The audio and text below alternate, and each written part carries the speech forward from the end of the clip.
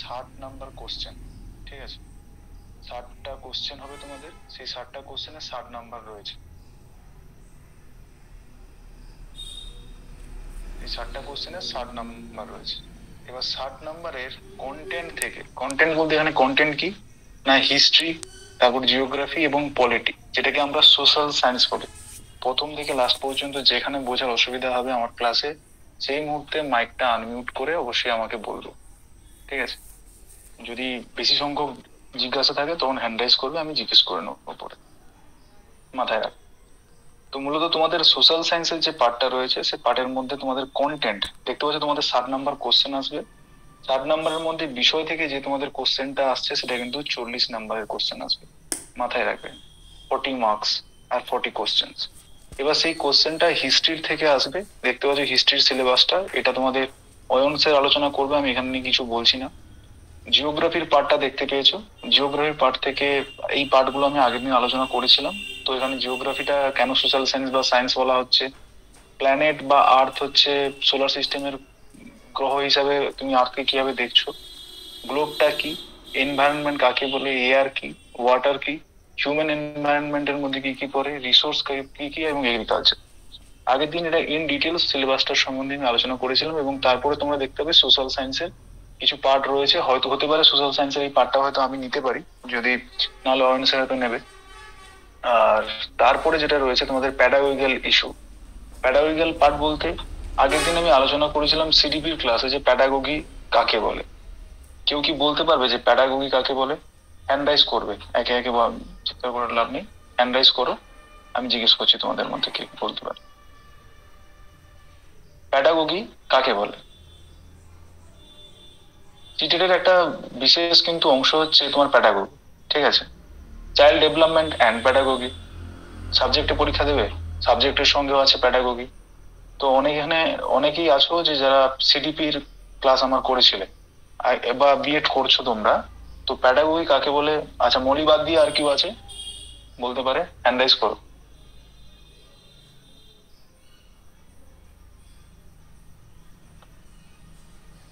আর কেউ আছে? ঠিক আছে, মলি বলো প্যাডাগোগি কাকে বলে। হ্যাঁ মলি বলো, মলি বলো। আমার কথা শোনা যাচ্ছে?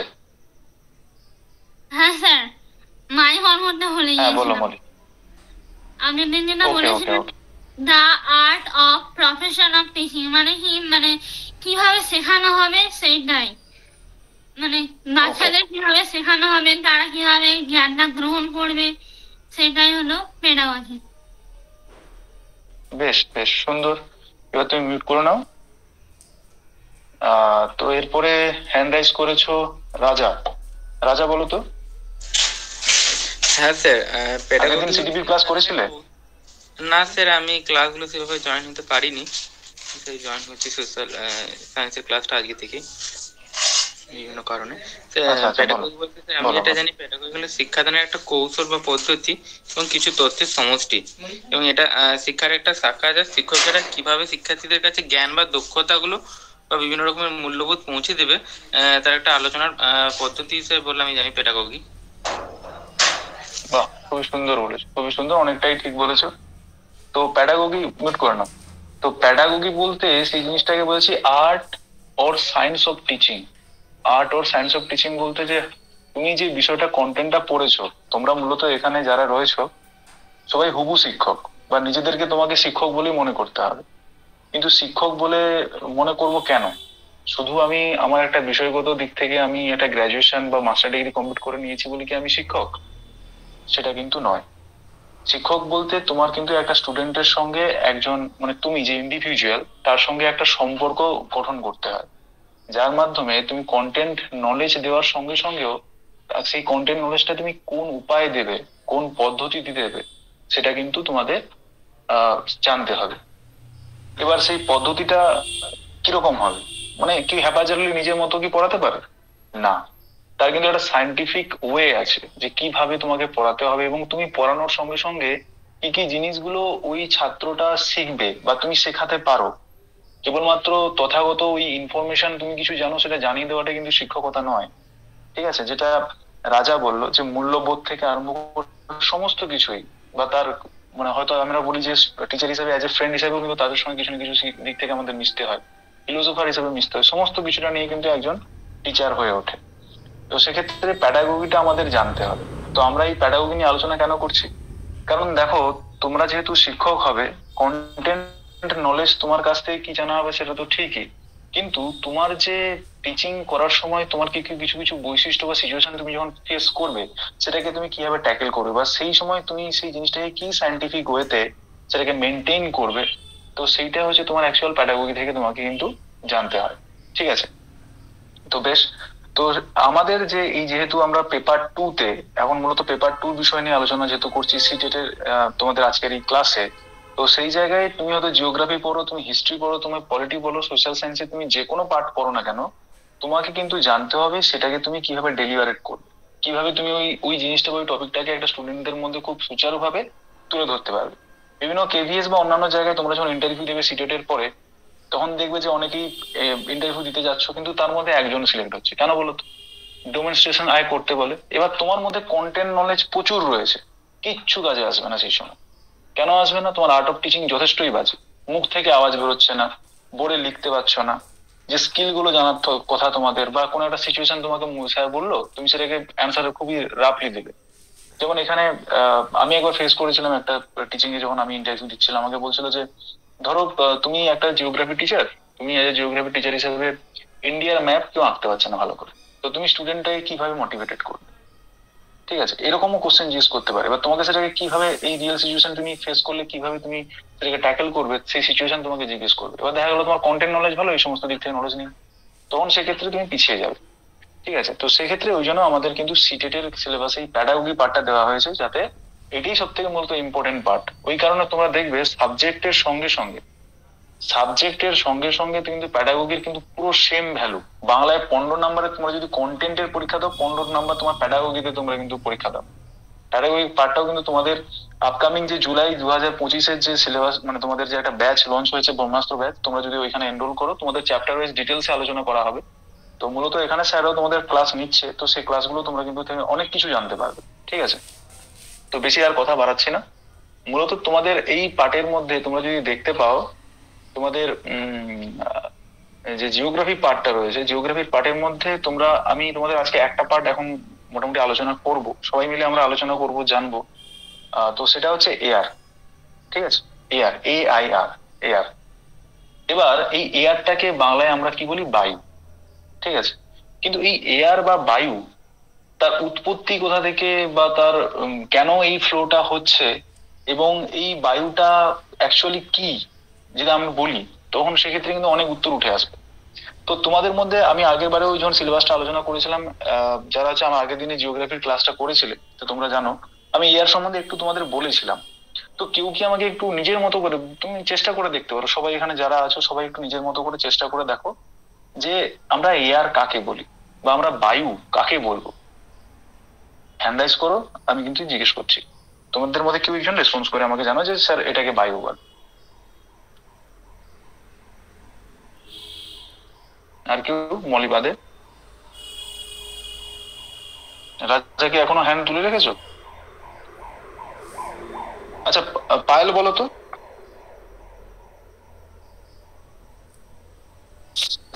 স্যার, এয়ার বলতে কতগুলো মানে গ্যাসের সমষ্টি, বায়ুমণ্ডলের একটা উপাদান বোঝায়। বাস, পায়েল যেটা বললো সেই কথাতে কারা কারা যদি সম্মতি, অবশ্যই যারা আছো তারা অবশ্যই একটা লাইক দিয়ে দাও। তোমরা দেখতে পাবে 3 ডটের পাশে একটা লাইক অপশন আছে, ওখানে লাইক দিয়ে দাও। আর যদি তোমরা সম্মতি না হও, তাহলে আনমিউট করে আমাকে জানিও। ঠিক আছে? তো পায়েল যেটা বললো যে কিছুগুলো গ্যাসের সমষ্টি, এবার ওই গ্যাসগুলো কি কি, ওই গ্যাসগুলো কি কি? কার্বন গ্যাসগুলোর মধ্যে, হ্যাঁ, গ্যাসগুলোর মধ্যে কিন্তু অনেক কিছু পড়বে। Carbon die oxide, nitrogen, helium, নানাবিধ জিনিস কিন্তু তোমার পড়ে যাবে এই গ্যাসের মধ্যে। ঠিক আছে?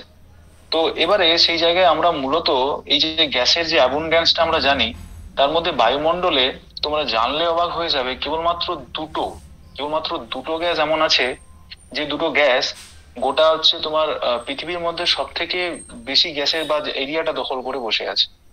সেটা কোন দুটো গ্যাস কেউ বলতে পারবে? স্যার নাইট্রোজেন একটু বলো। আর অক্সিজেন। নাইট্রোজেন বেশ, খুবই সুন্দর, তোমরা খুব ভালো করে পড়াশোনা করছো। হ্যাঁ, নাইট্রোজেন এবং অক্সিজেন হচ্ছে সেরকম গ্যাস, যে গ্যাসের মাধ্যমে কি হয় না, গোটা আমাদের যে বায়ুমণ্ডলে যতগুলো গ্যাস রয়েছে তার মুখ্যত ভাগ কিন্তু তারা দখল করে বসে আছে। এটা দেখো, এটা তোমাদের একটা এনসিইআরটি বুকের তোমাদের চ্যাপ্টার। এখানে কিন্তু যেইটুকু সিলেবাস আছে তোমাদের কিন্তু প্রায় সেইটুকু পড়তে হবে, এর থেকে বেশি তোমাদের কিন্তু পড়ার কোনো দরকার পড়বে না। পড়া হয় সেগুলো, যেগুলো নতুন নতুন অ্যাডেড কিছু কিছু আছে সেগুলো তোমাদের পরে আলোচনা করে দেওয়া হবে। তো মূলত তোমাদের এখানে যেটা পড়া হচ্ছে, বলা হচ্ছে যে আমাদের যে এয়ারমোস্ফিয়ার যেটা বলছি, বা আমরা যেটা মূলত এয়ার যেটা বলছি, এয়ার হচ্ছে কি মাসেস অফ গ্যাসেস। ঠিক আছে, কিছু গ্যাসের কম্বিনেশন হয় কি হয় না, এটা এয়ার হয়। ঠিক আছে, কিন্তু আবার এখানে কিন্তু এয়ার মুভমেন্ট মানে বায়ু প্রবাহ, সেই জিনিসটা কিন্তু আলাদা। বায়ুটা আলাদা, বায়ু প্রবাহ জিনিসটা আলাদা। প্রবাহ মানে কি, এক জায়গা থেকে যখন অন্য জায়গায় যখন ওই বায়ুটা প্রবাহিত হবে, এক জায়গা থেকে অন্য জায়গায় মুভ করবে, তখন তাকে আমরা বলবো কি বায়ু প্রবাহ। ঠিক আছে, এবারে এইখানে কিন্তু একটা জিনিস তোমাদের উঠে আসবে, সেটা হচ্ছে কি না, সেটা কার্বন ডাই অক্সাইড। এবার এই কার্বন ডাই অক্সাইডের কথা কেন উঠছে সেটা পরে আলোচনা করছি, কিন্তু তোমাদের মূলত যেটা বললাম দেখো, 78%, ঠিক আছে, 78% তোমার গ্যাস হচ্ছে কি নাইট্রোজেন। তারপরে বলছে 21% তোমার যে গ্যাসটা রয়েছে সেটা হচ্ছে অক্সিজেন। বোঝার চেষ্টা করো কত ডিপলি। নাইট্রোজেন আছে 78%, ভালো কথা, এবং অক্সিজেন আছে 21%। তাহলে তোমরা এটা যদি মিলিয়ে দাও, তাহলে এই দুটো গ্যাসের যে তোমার ভারত্ব বা তার যে ক্ষমতা থাকবে, অক্সিজেনের ক্ষমতা অবশ্যই অনেক বেশি এবং নাইট্রোজেনের ক্ষমতা অনেক বেশি, কিন্তু কার্বন ডাই অক্সাইড দেখো পরিমাণে 0.03%। এখন এনসিইআরটি এটা মেনে চলেছে, কিন্তু বর্তমান কারেন্ট ডেটাতে কিন্তু এটা এখন চেঞ্জ হচ্ছে, ওটা কিন্তু এখন পার্সেন্টেজ 0.04 হয়ে গেছে। ঠিক আছে, কার্বন ডাই অক্সাইডের যে আমরা অ্যাবন্ডেন্স বলি সেটা 0.04 হয়ে গেছে, কিন্তু যেহেতু এনসিইআরটির বইটা আমাদের স্ট্যান্ডার্ড মেনে চলতে হবে, তো সেই কারণে আমরা 0.03টাই আমরা মেনে চলবো। তারপরে আর্গন রয়েছে এবং আদার্স গ্যাস রয়েছে 0 পড়তে হচ্ছে। এখান থেকে সিটের কোশ্চেন আসবে। ঠিক আছে, এখান থেকে সিটের কোশ্চেন আসবে, তার জন্যই তোমাদের বলছি। তো মূলত এখানে কার্বন ডাই অক্সাইডের পরিমাণ বলেছে 0.03%।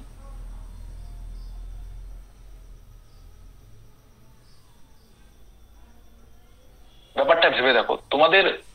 আজকে যদি এই যে কার্বন ডাই অক্সাইড যে আমরা বলছি, এই কার্বন ডাই অক্সাইড কি কি কাজে লাগে বলো তো? তোমাদের মধ্যে কেউ একজন একটু আনমিউট করে বলো যে কার্বন ডাই অক্সাইড মানে কোন কোন কাজ।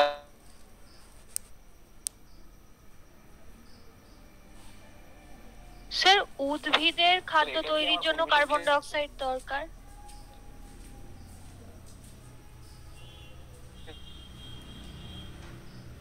স্যার সাউন্ডে প্রবলেম শুনতে পাচ্ছি না।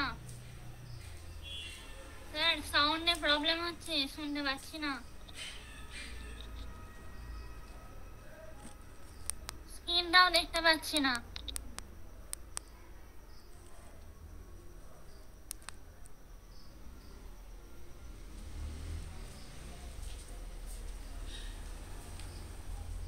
স্যার আমি শুনতে পাচ্ছি না কিছু, অডিও হেল্পার না।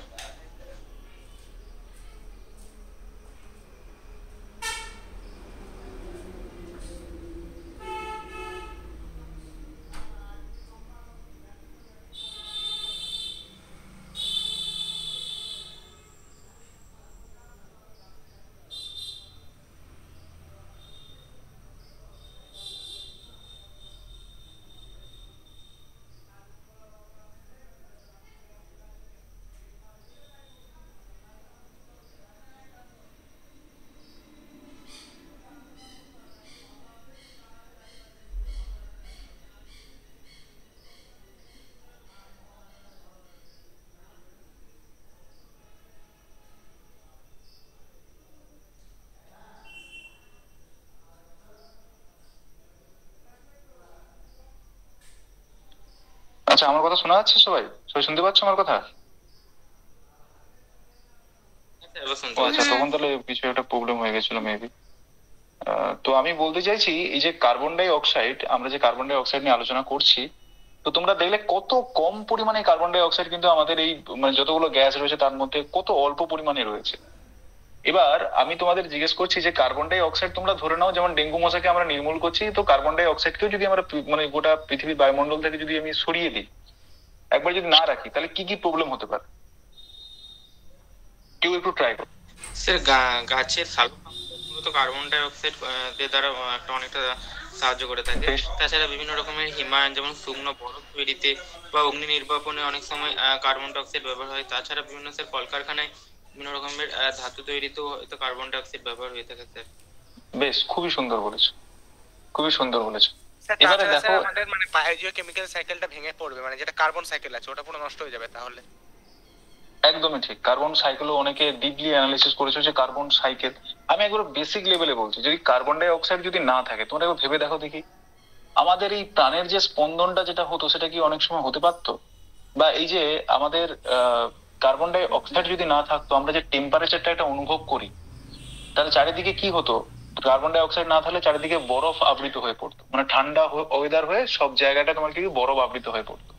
তাহলে বরফ আবৃত হয়ে পড়লে কি হবে? কোনো প্রাণ, এখন বৈচিত্র্য যেটা দেখতে পাচ্ছ যে আমাদের এই গাছের মধ্যে আবার অনেক প্রজাতি আছে, মানুষের মধ্যে কালারের মধ্যে অনেক কিছু তোমরা বৈচিত্র্য লক্ষ্য করতে পারছো। তাহলে কার্বন ডাই অক্সাইড কি করে না, টেম্পারেচারটাকে ইনক্রিজ করতে সাহায্য করে। ঠিক আছে, কার্বন ডাই অক্সাইডের গুরুত্ব কিন্তু অনেকটাই। সালোক সংশ্লেষ প্রক্রিয়াও সাহায্য করছে, কার্বন সাইকেলে যেমন অংশগ্রহণ করছে।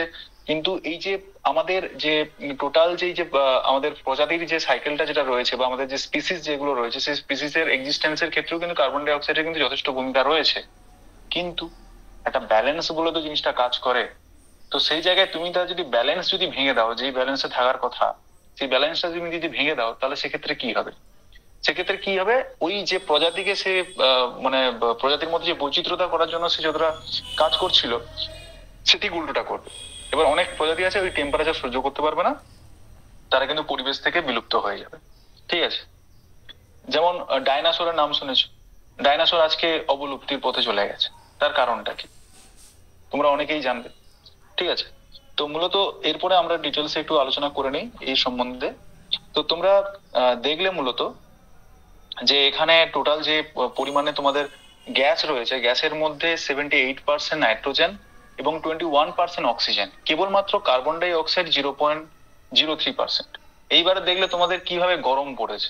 ঠিক আছে, এটা আমি বললাম যেটা এটা এখন বর্তমানে 0.04% হয়তো হতে যায়, কিন্তু এটা এখন এনসিআরটির বইতে যেহেতু 0.3 আছে, তো সেটা আমাদের মেনে চলতে হবে।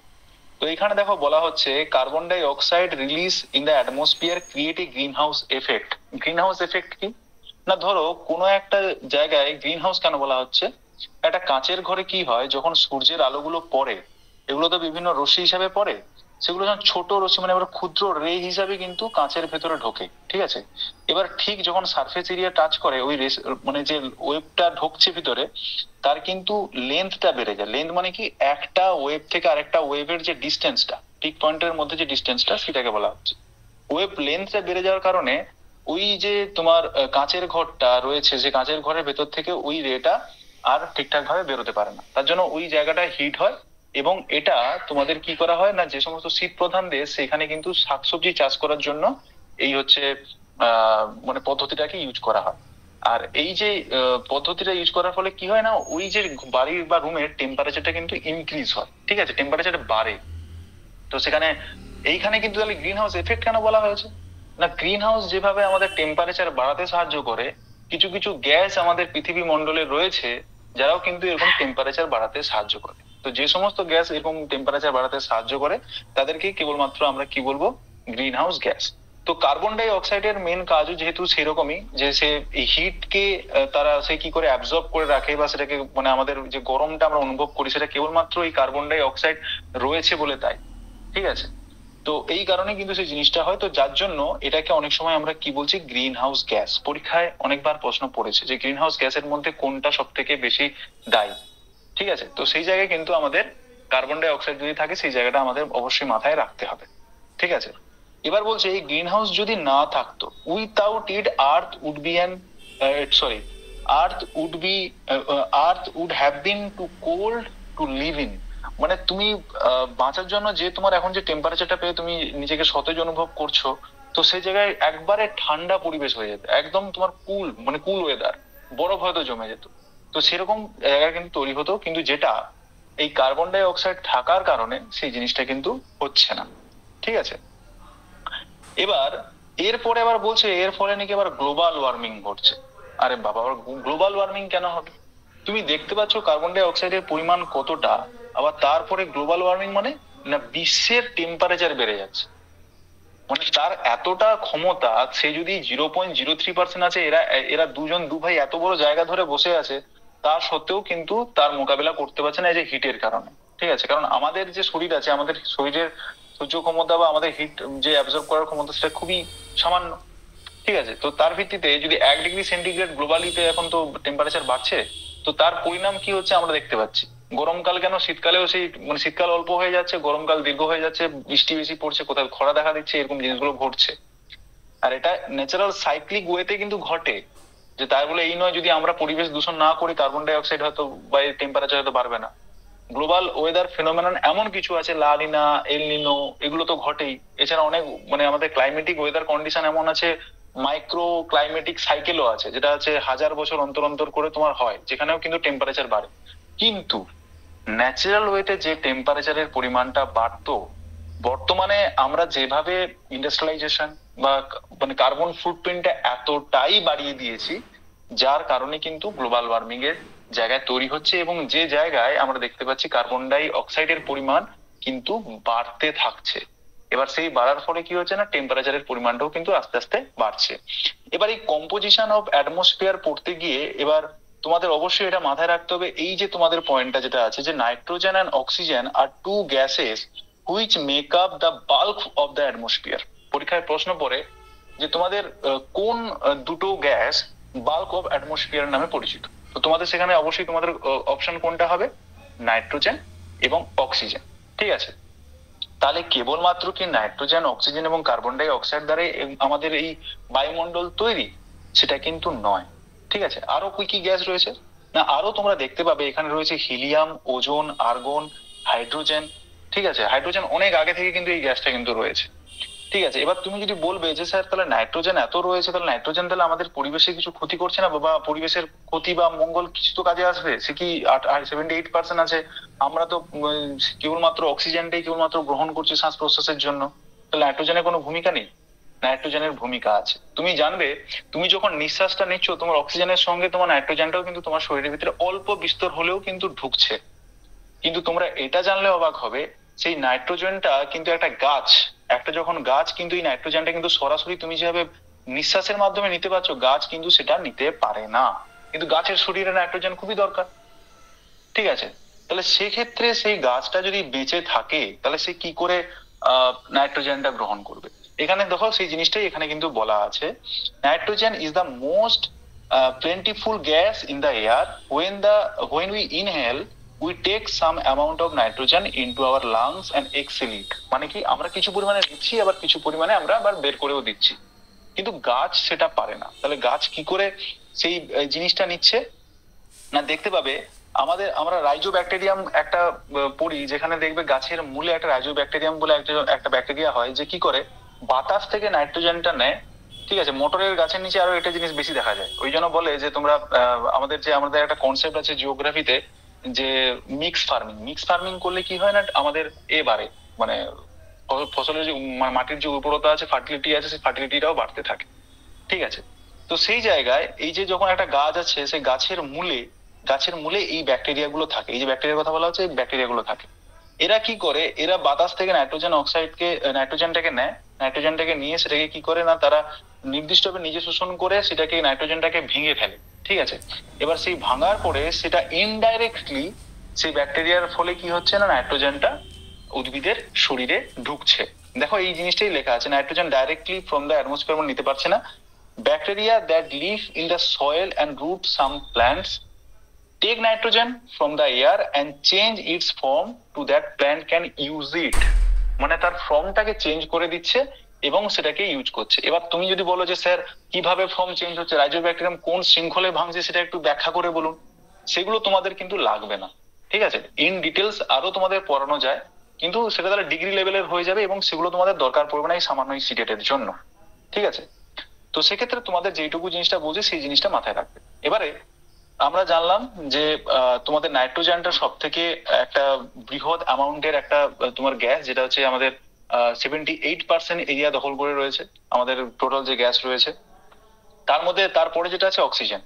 এবার অক্সিজেনটা কি কাজে লাগে? দেখো, অক্সিজেনে মূলত আমাদের যেভাবে আমরা শ্বাস প্রশ্বাস নিচ্ছি, এবং শুধু আমরা নয়, পশুরাও, অ্যানিমালস অ্যান্ড হিউম্যানস আর বোথ টেকিং দ্য অক্সিজেন। কেন অক্সিজেন নিচ্ছে? কারণ তাদের বেঁচে থাকার জন্য অক্সিজেনটা দরকার, এবং তার বিনিময়ে সে কি ছাড়ছে না? Carbon die oxide. ঠিক আছে, আমাদের যে হিউম্যান বডিটা আছে না, আমাদের যে হিউম্যান বডিটা আছে, সেই হিউম্যান বডিটা সম্পূর্ণরূপে কার্বনের দ্বারা তৈরি। এবার তুমি অক্সিজেন নিচ্ছ, সেখান থেকে ফর্মেশন হয়ে তোমার নিঃশ্বাস থেকে যেটা বেরোচ্ছে সেটা হচ্ছে CO2 বেরোচ্ছে। কি বললাম, বোঝা গেছে? আমাদের পুড়িয়ে দিলে ছাই হয়ে যায়, তাহলে ছাইটা কি? ছাইটা অ্যাকচুয়ালি কিন্তু ওই কার্বনই, কার্বনের ফর্ম।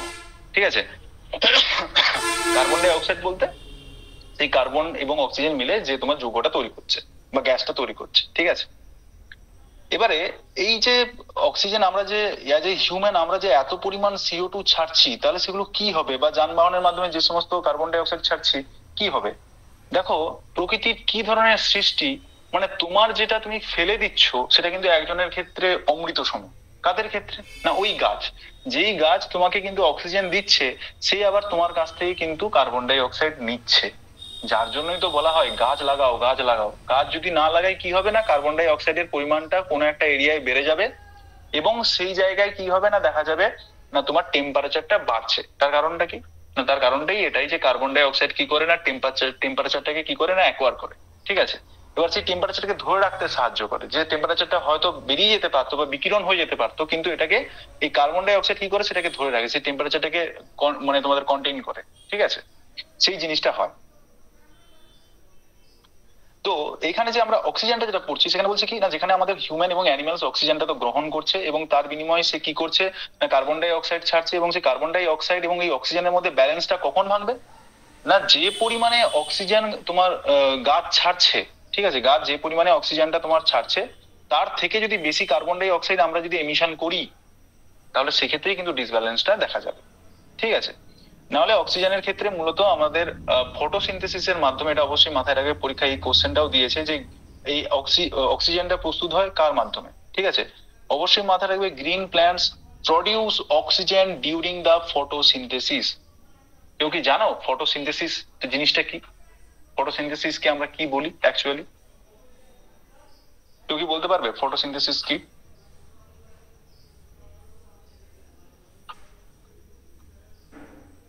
রাজা বলো তো, ফটোসিনথেসিস কি? ফটোসিনথেসিস মানে হচ্ছে সালোক। হ্যাঁ হ্যাঁ, বলো বলো বলো বলো, সিনথেসিস বলো। ফটোসিনথেসিস মানে হচ্ছে বাংলায় হচ্ছে সালোক সংশ্লেষ, যেখানে ফটোসিনথেসিসের বাংলা হচ্ছে সালোক সংশ্লেষ, যেখানে হচ্ছে গাছ মাটি থেকে নিজের মূলের দ্বারা মাটি থেকে জল পাতায় পৌঁছায়, এবং সূর্য থেকে আলো নিয়ে সে নিজের বিক্রিয়ার মাধ্যমে ফল তৈরি করে। একদমই ঠিক, একদমই ঠিক, ফল তৈরি করে না। ফটোসিনথেসিস বলতে হ্যাঁ সেই জিনিসটা যেখানে হচ্ছে উদ্ভিদ হচ্ছে সালোক সংশ্লেষ করে। ঠিক আছে, যেখানে আমরা জানি গ্লুকোজ তৈরি হয় প্লাস জল তৈরি হয়, আমরা অনেক ইকুয়েশন করেছি আমাদের জীবন বিজ্ঞানে। হ্যাঁ, তো তাকে আমরা ফটোসিনথেসিস বলি। তাহলে এই ফটোসিনথেসিসের মাধ্যমে আমাদের কি হয়, পরিবেশ থেকে CO2 তারা নেয়, এবং সেখান থেকে আমাদের কি ছাড়ে না, অক্সিজেন তারা কিন্তু প্রডিউস করে, মানে গাছ করে। এবার এই কার্বন ডাই অক্সাইড যখন তোমার তৈরি হচ্ছে, সেই কার্বন ডাই অক্সাইডের ফলে কি হয় না, এবার সেই কার্বন ডাই অক্সাইড তোমার হচ্ছে কি, গাছ কিন্তু সেই জিনিসটা নিচ্ছে। তুমি যেমন হিউম্যান এবং অ্যানিমাল যে রিলিজ করছে যে গ্যাসটা, সেটা কিন্তু তোমার গাছ কি করছে, সেই CO2টাকে গ্রহণ করে সে পরবর্তীকালে তোমার হচ্ছে সেই জিনিসটাকে প্রডিউস করছে অক্সিজেন হিসাবে। কি বললাম, বোঝা গেছে? এবারে এখানে যেটা বলছে, the amount of carbon dioxide released by the human and animal seems to be equal to the amount of use the plant, which makes a perfect balance. বললাম না, যে পরিমাণ তুমি ছাড়ছো CO2 এবং যে পরিমাণ অক্সিজেনটা বেরোচ্ছে, তার মধ্যে ব্যালেন্সটা তখন ঠিক থাকবে যখন তুমি যতটা দিচ্ছ সে ততটা ছাড়ছে। কিন্তু তার থেকে যদি তোমার ডিস্টারবেন্স দেখা দেয়, তুমি যদি এখানে বার্নিং ফুয়েলস করো, মানে তুমি যদি জ্বালানি বেশি জ্বালাও, তুমি যদি এই যে কোল বা ওয়েল যেটা আমরা বলি, সে যদি বার্নিং বেশি করি, মানে যানবাহনে আমরা তেল ইউজ করি, কয়লা ইউজ করি, তো তার বিনিময়ে কি হয় না, তার ফলে কি হয়, তোমাদের কি হয় না, গ্যাসের পরিমাণ, কার্বন ডাই অক্সাইডের পরিমাণটা কিন্তু আমাদের বাতাসে প্রতি বছর বাড়ছে। তো সেই জায়গায় বলছে যে billions of ton carbon dioxide into the atmosphere each year. ঠিক আছে, বিলিয়নস অফ টনস, বুঝতে পেরেছো কত, মানে তোমার অ্যামাউন্টের আমরা কার্বন ডাই অক্সাইড কিন্তু এখন প্রডিউস করে দিচ্ছি। ওটা ইনন্যাচারাল, মানে ন্যাচারাল নয়, ঠিক আছে? তো সেই জায়গায় as a result the increase of volume of carbon dioxide is affecting the earth weather and climate. ঠিক আছে, অবশ্যই তুমি যদি একটা প্রকৃতি নিজের নিয়মে একটা নিজেকে মানে তাকে তৈরি করেছে বা ব্যালেন্সিং করেছে, তুমি যদি সেইখানটায় কিছু নিজে হস্তক্ষেপ করো তো সেই জায়গায় কিন্তু সেই জিনিসটা তোমার তৈরি হবে। এবং যার ফলে কি হচ্ছে না, যার ফলে দেখতে পাচ্ছ যে টেম্পারেচারের পরিমাণ বেড়ে যাচ্ছে, বিভিন্ন জায়গায় গ্লোবাল ওয়ার্মিং এর সিচুয়েশন দেখা দিচ্ছে। ঠিক আছে, এরকম জায়গা কিন্তু তোমার তৈরি হচ্ছে। এবারে যে মেন পার্টটা, যেই পার্ট থেকে তোমাদের কিন্তু ভেরি ভেরি ইম্পর্টেন্ট, যেখান থেকে তোমাদের প্রতিবারে তোমরা দেখতে পাবে একটা করে কোশ্চেন তোমরা কিন্তু এখান থেকে কমন পাবে, বলে দিলাম, লিখে রাখতে পারো। ঠিক আছে, তো এখানে structure of atmosphere, structure of অ্যাটমসফিয়ারটা ভালো করে তোমরা এখানে দেখো, এখানে এই ছবিটা আগে দেখবে, কারণ ছবিটা আমরা দেখি ঠিক আছে, কিন্তু অনেক সময় আমরা সেটাকে ভালোভাবে লক্ষ্য করতে পারি না বা মনে রাখি না। এই যে রেখাটা যেটা আছে, এই যে যেটা উঠে গিয়ে আবার এরকম রেখে যাচ্ছে, এই রেখাটা অ্যাকচুয়াল কি রেখা, কেউ একজন আনমিউট করে বলো তো। এই যে রেখাটা উঠে যাচ্ছে, এই যে গিয়ে বেঁকে যাচ্ছে আবার উঠে যাচ্ছে, এটা কি, এটা কোন রেখা? এই রেখাটা কাকে মানে রেফারেন্স করছে? ট্রপোস্ফিয়ার। Sir temperature. একদমই ঠিক, টেম্পারেচার। এটা কিন্তু আমাদের মধ্যে অনেকেই আছি, হয়তো অন্যান্য সাবজেক্টের হতে পারে, বা আমরা হয়তো কোনো সময় আমরা মিসগাইড হয়ে যাই, তো সেই জায়গায় এটা কিন্তু টেম্পারেচারকে কিন্তু নির্দেশ করছে। তাহলে তুমি দেখবে আমরা যখন গ্রাফ কোনো আঁকি তখন কি করি, 0 1 2 3 এই করে করি, আবার নিচ থেকে যখন উঠবো 0 1 2 3। তো এই জায়গাটা যেটা ওয়াই অক্ষে আমরা এখানে হাইট রেখেছি, এবং নিচের অক্ষে আমরা কি রেখেছি, টেম্পারেচার। কি বললাম, বোঝা গেছে? এবার তুমি দেখো টপোস্ফিয়ারের ঠিক নিচটায় একবারে নিচে যে স্তরটা থাকে তখন তাকে আমরা কি বলছি, টপোস্ফিয়ার। ঠিক আছে, টপোস্ফিয়ারের হাইট উচ্চতা সমস্ত কিছু বলছে। আগে টেম্পারেচার সম্বন্ধে একটু বলে দিই। তোমরা গ্রাফটা দেখে বুঝতে পারবে, এখানে তাহলে 0 আছে, ধরো এখানে 100 আছে, তাহলে এইখান থেকে পরপর এই দিকে উঠছে, তাহলে কি হচ্ছে, 100 50 30 0 1, তাহলে এই দিকে যাচ্ছে মানে কি টেম্পারেচার বাড়ছে না কমছে, কি হবে? কমছে। যত উচ্চতা বাড়বে তত টেম্পারেচার কমবে। একদমই ঠিক, তাহলে যত উচ্চতা বাড়ছে তত টেম্পারেচারটা কমছে। দেখতে পাচ্ছ, ধরো এইখানে যদি আমি বললাম কি, এখানে যদি 0 এখানে যদি 100 আমি ধরি, হাইপোথেটিক্যালি, এত হওয়ার কথা না, তো এইখানে তুমি দেখো এইখান থেকে এই দিক পর্যন্ত যাচ্ছে, তাহলে এই দিক পর্যন্ত কত আসার কথা আছে, আমি ধরলাম এটা তোমার ধরো 4 বা 5, বা তুমি ধরো 40, আমি 40ও ধরলাম। ঠিক আছে, তো যত উপরের দিকে উঠছি তত কিন্তু আমার টেম্পারেচারটা কমছে। এবং তার একটা মাপকাঠি আছে, কত ডিগ্রি দেখেছো? আসিফুল এত দেরি করলো পৌঁছতে ক্লাস করতে, যাই হোক। তো টপোস্ফিয়ারে কি হয় না, টপোস্ফিয়ার তোমার হচ্ছে সব থেকে নিচের লেয়ার। এগুলো ভালো করে পড়বে, একবারে যেটা এনসিইআরটির বইতে লেখা আছে সেটা ভালো করে পড়বে, নিখুঁত ভাবে পড়বে। টপোস্ফিয়ারে কি বলা হচ্ছে না, এটা এমন একটা লেয়ার যার কিন্তু হাইট হচ্ছে 13 কিলোমিটার। বোঝার চেষ্টা করো, সমুদ্র পৃষ্ঠ থেকে 13 কিলোমিটার। ঠিক আছে, সেই 13 কিলোমিটার হাইটে যে পরিমাণে তোমরা যে নিঃশ্বাস নিচ্ছ, প্রশ্বাস বের করছো, যাই কিছু করছো না কেন, সেটা কিন্তু এই টপোস্ফিয়ারেই সম্ভব হচ্ছে। এর কিন্তু উপরে উঠে গেলে, ঠিক টপোপোজের ঠিক উপরে উঠে গেলে তোমরা আর কিন্তু এরকম কোনো এনভায়রনমেন্ট পাবে না যেখানে তুমি হয়তো পৃথিবীর বুকে রয়েছো, ঠিক আছে, কিন্তু ঠিকঠাক অক্সিজেন নিতে পারছো না। ঠিক আছে, কেবলমাত্র এই টপোস্ফিয়ারেই কিন্তু তোমাদের এই নিঃশ্বাস প্রশ্বাস বা আমরা যে অক্সিজেন নিচ্ছি সমস্ত কিছুটা কিন্তু এই টপোস্ফিয়ারের মধ্যেই কিন্তু সীমাবদ্ধ আছে। ঠিক আছে, এর মধ্যে আরো অনেক আছে, যে হেমোস্ফিয়ার, হেটারোস্ফিয়ার, এগুলো অনেক পার্ট আছে ইন ডিটেলসে। যাদের জিওগ্রাফি রয়েছে তারা একটু ভালো করে বুঝে ব্যাপারগুলো, কিন্তু যারা একবারে সিটেটের জন্য প্রিপারেশন নিচ্ছ, যাদের যতটুকু জানা আছে এইটুকুটাই তোমাদের ক্ষেত্রে কিন্তু এনাফ। ঠিক আছে, তো টপোস্ফিয়ারের ক্ষেত্রে এখানে কিন্তু হাইট বলেছে 13 কিলোমিটার, এবং এই যে স্পিয়ারটা রয়েছে তার মধ্যেই আমরা কি করছি না, নিঃশ্বাস প্রশ্বাসটা আমাদের এক্সিস্টেন্ট করছে। ঠিক আছে, আর এদিকে আমাদের যে সমস্ত ঝড় ঝঞ্ঝা, বৃষ্টিপাত, তারপরে মেঘ, সমস্ত যা কিছু আমরা দেখি সেটা কেবলমাত্র এই লেয়ারেই হবে। তোমাদের পরীক্ষায় অনেক সময় দেখা দেবে যে, বা প্রশ্ন থাকে যে কোন লেয়ারে ঝড় ঝঞ্ঝা বেশি হয়, কোন লেয়ারে তোমার হয় তোমার মেঘ দেখা যায় কোন লেয়ারে। ঠিক আছে, তখন তোমাকে কিন্তু চোখ বন্ধ করে বলে দিতে হবে টপোস্ফিয়ারে। এই স্পিয়ার ছাড়া কোনো লেয়ারে কিন্তু মেঘ আর দেখা যায় না। ঠিক আছে, এই টপোস্ফিয়ার তুমি যখন ত্যাগ করে দেবে, তুমি ওপরে কিন্তু আর মেঘ দেখতে পাবে না। ঠিক আছে, তো ওই কারণে তোমাদের বলছে যে এই টপোস্ফিয়ারের সমস্ত ধরনের কিন্তু হিল স্ট্রমস বা যে সমস্ত ওয়েদার ফেনোমেনা, কোথায় গরম কোথায় খারাপ, কোথায় মেঘ হচ্ছে কোথায় বৃষ্টি পড়ছে, এই যে ওয়েদারিং যে ফেনোমেনা গুলো তোমার ঘটছে সেগুলো কিন্তু এই স্পিয়ারেই ঘটবে। Is it clear? তারপরে যে স্পিয়ারটা থাকছে দেখো, সেটা কিন্তু স্ট্র্যাটোস্ফিয়ার। কিন্তু এই স্ট্র্যাটোস্ফিয়ার আর টপোস্ফিয়ারের মাঝখানে এমন একটা জায়গায় আছে যেখানে না টেম্পারেচার কমে না টেম্পারেচার বাড়ে, না টপোস্ফিয়ারের বৈশিষ্ট্য রয়েছে, না অন্য কোনো লেয়ারের বৈশিষ্ট্য রয়েছে। তো এইখানে একটা পজ দেখা যায়। পজ মানে বোঝো তো, যেমন একটা জিনিস চলছে, তুমি যখন ভিডিও দেখছো, ভিডিও দেখতে দেখতে একটা পজ বলে একটা অপশন থাকে, চুপ মানে বন্ধ হয়ে যাচ্ছে। তো সেরকমই এইখানে যে পরিমাণ আমরা দেখছি যত উপরের দিকে উঠছে আমার টেম্পারেচার আস্তে আস্তে কমছিল, সেটা একটা নির্দিষ্ট জায়গায় গিয়ে সেটা কিন্তু তোমার থেমে যাচ্ছে। এবং এখানে গ্যাসেরও কোনো পরিবর্তন দেখা যাচ্ছে না, বা যে বৈশিষ্ট্য তোমার টপোস্ফিয়ারে আছে সেটা কিন্তু এখানে নেই। তো এরকম প্রতিটা জায়গায় একটা লেয়ার যখন ত্যাগ করে অন্য একটা জায়গায় যাব, সেখানে কিন্তু এক একটা রুম করে পজ লক্ষ্য করা যাবে। কি বললাম বোঝা গেছে?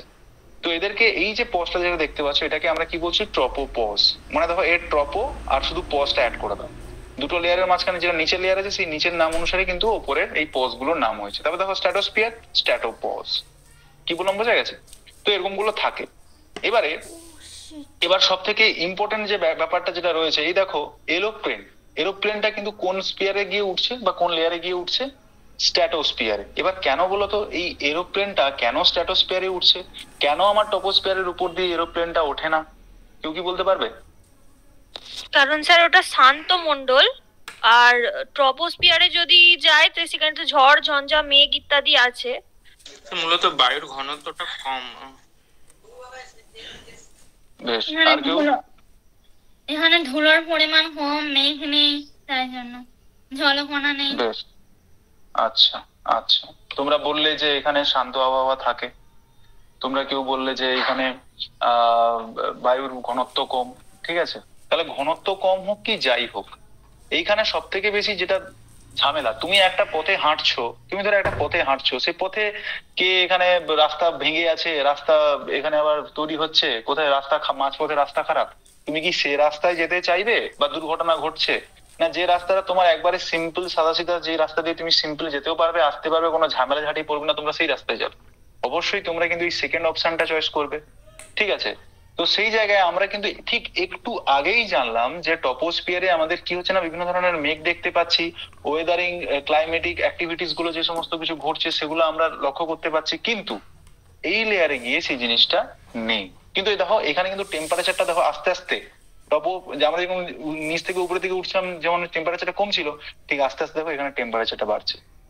ঠিক আছে, প্রতি একটা লেয়ারে কমছে, একটা লেয়ারে বাড়বে, একটা লেয়ারে কমছে, একটা লেয়ারে বাড়ছে, এই জিনিসটা কিন্তু ঘটছে। এবার সব জায়গায় কিন্তু সমান নয়। পৃথিবীটা তো আমরা কি জানি, অভিগত গোল। এটা কিন্তু না কমলা লেবুর মতো বা না অন্য কিছুর মতো, পৃথিবী নিজের মতো করেই একটা শেপ নিয়েছে, তাকে অভিগত গোলক বলা হয়। ঠিক আছে, তো এই যে পৃথিবী, ধরো এই যে লেয়ারটা আছে, লেয়ারটা ঠিক এরকম হয়ে আছে। এইখানটায় তোমার যে সব থেকে বেশি হাইট দেখা যাবে নিরক্ষীয় রেখা অঞ্চলে, আবার ঠিক ওই মেরু অঞ্চলে গেলে ওই লেয়ারটার হাইটটা কিন্তু আবার কমে যাবে। এটা অবশ্যই মাথায় রাখবে যে আমরা 13 কিলোমিটার বলেছি মানে সব জায়গায় 13 কিলোমিটার সেটা কিন্তু নয়, এটা এভারেজ। এভারেজ বললাম, এখানে ম্যাক্সিমাম এবং সব থেকে লোয়েস্টটা মিলিয়ে যে এভারেজ জায়গাটা হয় সেই হাইটটা কিন্তু আমরা ডিমার্কেটেড করি। পরীক্ষার ক্ষেত্রে কিন্তু যদি ডিটেলস কোশ্চেন আসে তো সেক্ষেত্রে বলবে যে টপোস্ফিয়ারে মেরু অঞ্চলের হাইট কত, সেটা কিন্তু আলাদা হবে, সেটা কিন্তু এভারেজের তুলনায় অবশ্যই কম হবে, এটা মাথায় রাখবে। ঠিক আছে, তো মূলত যখন স্ট্র্যাটোস্ফিয়ার নিয়ে আমরা আলোচনা করছি, এই স্ট্র্যাটোস্ফিয়ারে এরোপ্লেনটা যায় কিসের জন্য? তার মেন কারণ হচ্ছে এখানে কিন্তু কোনো ঝড় ঝঞ্ঝা বৃষ্টিপাত মেঘ এগুলো কিছুই থাকে না। তুমি যখন ড্রাইভিং করছো যদি কুয়াশা থাকে তুমি ড্রাইভিং ভালো করে করতে পারবে? পারবে না। তো সেই জায়গায় সে যখন একটা এরোপ্লেন নিয়ে যাচ্ছে, নিচে কোনো ট্রান্সপোর্টের ব্যবস্থাও নেই, তুমি হয়তো এখানে অ্যাক্সিডেন্ট করলে 5 লোক ছুটে আসবে, আকাশে যদি কেউ অ্যাক্সিডেন্ট করে কে ছুটে আসবে? এটা সম্ভব না। ঠিক আছে, তখন দুর্ঘটনা হয়, মরা ছাড়া আর কিছু উপায় থাকবে না। তো সেই জায়গায় স্ট্র্যাটোস্ফিয়ারে কি হয়, যেহেতু এই ঝড়ঝঞ্ঝা থেকে সম্পূর্ণরূপে মুক্ত, মেঘ টেক থাকে না, তো তাই সেই কারণে এই এরোপ্লেনটা কিন্তু এখান থেকে যাতায়াত করে বা ফ্লাই করে। পরীক্ষায় এরকম তোমাদের কোশ্চেন আসবে যে কোন স্পিয়ারের উপর দিয়ে তোমার হচ্ছে এরোপ্লেন যাচ্ছে। এবার তোমরা দেখবে এই যে স্পিয়ারটা যেটা রয়েছে তার হাইট কিন্তু 50 কিলোমিটার। দেখো আগেরটা বলেছিলাম 13, সেখান থেকে এখানটা হলো 50। ঠিক আছে, এভারেজ। এবার বিভিন্ন বইতে তোমরা বিভিন্ন দেখবে, কিন্তু তোমরা সবসময় এই জিনিসটাই মাথায় রাখবে, যত ভালো পাবলিশার্স হোক সেই পাবলিশার্স এর বইয়ের অথেন্টিসিটি থাকবে না। কারণ কি, এনসিইআরটির বই হচ্ছে, সেটা গভর্নমেন্ট এই বইটাকে মানে, এবং আমাদেরও সবসময় এই বই রেফারেন্সটা সমস্ত মানে স্টুডেন্টদের বা অন্যান্য যাদের যেখানে আমরা যাচ্ছি বা আমরা পড়াতে যাচ্ছি সবসময় এই বইয়ের রেফারেন্সে পড়ানো উচিত। এনসিইআরটি অথবা আমাদের রাজ্য পুস্তক যে সমস্ত বইগুলো বেরোয় তার উপর ভিত্তি করে। ঠিক আছে, তো স্ট্র্যাটোস্ফিয়ারের কি বলছে, এটার হাইট থাকছে 50 কিলোমিটার, এবং এখানে কি বলছে, ক্লাউড এবং অন্যান্য ওয়েদারিং ফেনোমেনা কিন্তু এই জায়গায় কিন্তু আর ঘটে না, তাই সেই কারণে এখানে কিন্তু এরোপ্লেন কিন্তু যাচ্ছে। তাহলে বুঝতে পারলে এখানে কিন্তু ওয়েদারিং ফিনোমেনা ঘটে না বলেই সেটা কিন্তু যাচ্ছে। ঠিক আছে, এবার বলছে এই লেয়ারে সব থেকে বেশি পরীক্ষায় এই কোশ্চেনটা অনেকবারই পড়ে। ঠিক আছে, সেটা হচ্ছে কি ওজোন স্তর। ওজোন স্তর, তাই এই ওজোন স্তরটা কোন স্পিয়ারে রয়েছে বা কোন স্তরে রয়েছে সেই কথাটা যদি বলে তোমরা সবসময় বলবে সে ওজোন স্তর যে লেয়ারটা আমরা দেখতে পাই, যেখানে আমরা বলি পৃথিবীর চাদর হিসাবে যে আমাদের আল্ট্রাভায়োলেট রশ্মি দিয়ে সেটা কিন্তু আমাদের এই লেয়ার। ঠিক আছে, এই হচ্ছে লেয়ার আমাদের ওজোন স্তর যেটা রয়েছে সেই ওজোন স্তরই কিন্তু আমাদের এইভাবে রক্ষা করে চলেছে। ঠিক আছে, তাহলে যে আমাদের ইউভি রে বা হার্মফুল সানরেজ থেকে আমাদের প্রোটেক্ট করছে। পরীক্ষায় এরকম কোশ্চেন আসবে যে ওজোন স্তর কোন লেয়ারে দেখা যায়। ঠিক আছে, নোট ডাউন করে রাখতে পারো এই ওজোন স্তর কোন লেয়ারে দেখা যায়, তখন তোমাদের স্ট্র্যাটোস্ফিয়ার বলতে হবে। এরপরে সব থেকে ইম্পর্টেন্ট লেয়ার এবং যেখান থেকে বারবার কোশ্চেন আসে, আপকামিং কিছুদিন আগে ওই তোমাদের জানুয়ারির 2024-এ যে সিটেটটা হয়েছিল সেখানে কিন্তু এই প্রশ্নটা তোমাদের পড়েছিল, যেখানে মেটিওরাইটস বার্ন আপ দিস লেয়ার। মেটিওরাইটস মানে কি, যে সমস্ত উল্কা পিণ্ডগুলো তোমাদের পৃথিবীর দিকে আছড়ে পড়ছে, সেই মেটিওরাইটস গুলো হচ্ছে তোমরা ঠিক এই লেয়ারটায় এলে, এই মেসোস্পিয়ারে যদি এসে এসে উপস্থিত হয়, সে কি হয়ে যায় এখানে হচ্ছে ভস্মীভূত হয়ে শেষ হয়ে যায়। তাহলে এই কিন্তু সেই উল্কাপিণ্ডগুলো আমাদের পৃথিবীতে ডাইরেক্টলি এসে কি করতে পারছে না, আঘাত করতে পারছে না। সেই কারণে আমাদের কিন্তু বাইরের যে সমস্ত যে উল্কাপিণ্ডগুলো আমাদের পৃথিবীর বুকে আসছে সেখান থেকে আমরা প্রোটেক্ট লাভ করি। এবার পরীক্ষায় এইখান থেকে বারবার কোশ্চেন আসে। ঠিক আছে, most ever important this sentence. ঠিক আছে, এটাকে তোমরা অবশ্যই মাথায় রাখবে। তো meteorites burn up in this layer entering from the space, space থেকে যখন ঢোকে এইখানেই কিন্তু বার্ন আপ হয়। এবং এর উচ্চতাটা তোমরা দেখতে পাবে, এটা কিন্তু স্ট্র্যাটোস্ফিয়ারের ঠিক উপরে রয়েছে। এর উচ্চতা কিন্তু সেই 50 থেকে 80 হলো। ঠিক আছে, 13 ছিল, 13 থেকে 50 হলো, 50 থেকে এটা কি হলো না 80। এরপরে যেটা সেটা হচ্ছে থার্মোস্পিয়ার। এবার এখানে থার্মো কথাটা ইউজ করা হয়েছে। থার্মো কথাটা কেন ইউজ করা হয়েছে কেউ বলতে পারবে? এখানে থার্মোস্পিয়ার নামটা কেন হলো? এটা অন্য কোনো, এই তো মেসো ছিল, এক্সোস ছিল বা অন্যান্য স্পিয়ার গুলো আছে, এখানে থার্মো কথাটা কেন ইউজ হয়েছে তোমাদের মধ্যে কেউ বলো দেখি, আইডিয়া করে, সার্টেন আইডিয়া। থার্মো কথার অর্থ কি? Sir temperature. একদমই।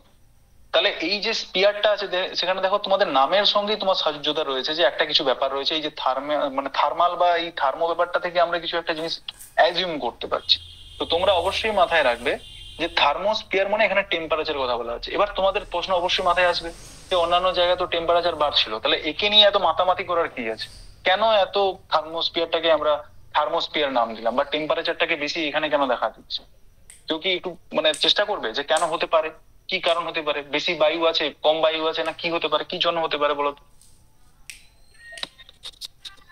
স্যার একদম বাইরের দিকের লেয়ার বলে সূর্যরশ্মি বেশি নিতে পারে, এরকম কারণে কি?